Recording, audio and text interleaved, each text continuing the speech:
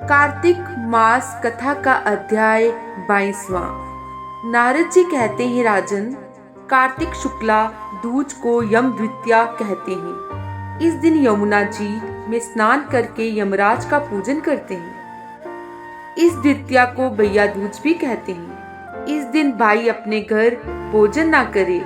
अपनी बहन ना हो तो गुरु की कन्या भी बहन के समान होती है, अतः उसे ही बहन माने।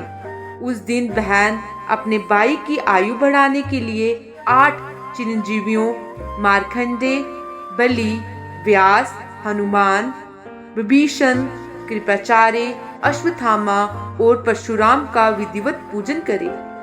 फिर भाई को बुलाकर पहले उसके तिलक लगाए और ये कहे कि सूर्य, चंद्रमा, पृथ्वी, समुद्र, वेद, पुराण, तप, साहित्य, ब्रह्मा, विष्णु, महेश, देवता, मुनि तथा धर्म, ये सब मेरे भाई की रक्षा करें तथा जब तक पृथ्वी, सूर्य आदि स्थित हैं तब तक मेरे भाई की संतति चले।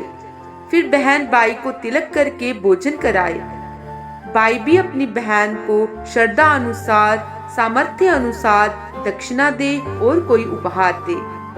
इतनी कथा सुनकर राजा पृथु ने नारद जी से पूछा, हे नारद जी, सब क्षेत्रों में उत्तम क्षेत्र कौन सा है? नारद जी कहने लगे, राजन, सब क्षेत्रों में उत्तम गंगा तथा यमुना का संगम है, जिसमें स्नान आदि करने की ब्रह्मा आदि देवता भी इच्छा करते हैं। गंगा के स्मरण मात्र से मनुष्य के अनेक पाप नष्ट हो जाते हैं। गंगा जी में स्नान करने से मनुष्य के पाप नष्ट होकर कई कुल परम धाम पद को प्राप्त होते हैं। गंगा स्नान की अभिलाषा करने से मनुष्य अनेक जन्मों के पापों से मुक्त हो जाता है। ये समस्त संसार माया रूपी बंधन में बंधा हुआ है, मगर गंगा इस माया रूपी बंधन को काटने वाली है। गोदावरी, कृष्णा, रेवा, अमरावती, तुंगभद्रा, कावेरी, यमुना, बहुधा, चैत्रवती, सरयू आदि सब तीर्थ गंगा में स्थित हैं।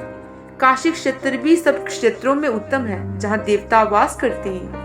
वह मनुष्य धन्य है जो अपने कानों से काशी क्षेत्र की कथा सुनता है। जो काशी जी का सेवन करते हैं वह जीवन मुक्त हो जाता है। यदि प्रातःकाल के समय कोई काशी क्षेत्र का स्मरण करता है तो वह भी मोक्ष को प्राप्त हो जाता है। नमो नारायण। 22वें अध्याय का समापन।